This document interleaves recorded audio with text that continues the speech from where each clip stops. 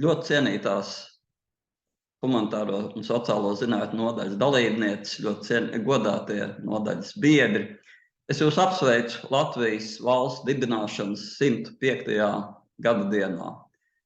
Atcerēsimies šajā brīdī vārdus, ko kādreiz sacīja Tautas padomes priekšsēdētājs, vēlāk Satversmes sapulces priekšsēdētājs un pirmais mūsu valsts prezidents Jānis Čakste. Jānis Čakste sacīja: Latvijas valsts ir izaugusi no latviešu tautas vienprātības, tā paliks stipra, savu latviešu tautas vienprātību un plauks un zels tālāk.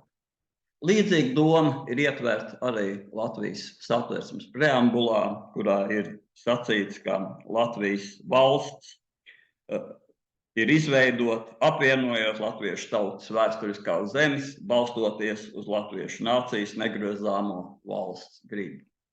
Šajos vārdos ir ietverta ļoti dziļa doma gan Jāņa Čakstes, gan arī Satversmes preambulā ierakstītajā domā. Mūsu valsts ir radusies no latviešu tautas gribas. Tikai tas, kāda būs mūsu griba, noteiks tās attīstību tālāk nākotnē. Jūs, kas esiet mūsu nodaļas biedri, jūs visi esiet veltījuši savus spēkus Latvijas nācijas izaugsmē.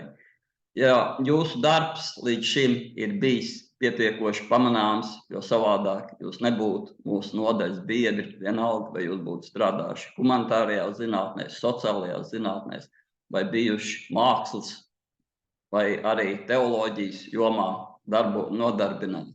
Jūs esat kalpojuši Latvijas valstī.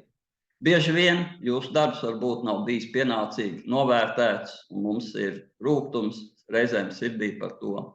Bet atcerēsimies, mēs esam tie, kuri veido Latvijas valsti. Mēs esam vajadzīgi Latvijas valstī. Jūs visi esiet vajadzīgi, jūsu darbs ir vajadzīgs Latvijas valstī. Jo tik ilgi, kamēr pastāvēs mūsu griba strādāt Latvijas labā, tik ilgi pastāvēs arī Latvijas valsts. Saules mūžu Latvijai un gaišs un priecīgs jums Latvijas valsts svētkus!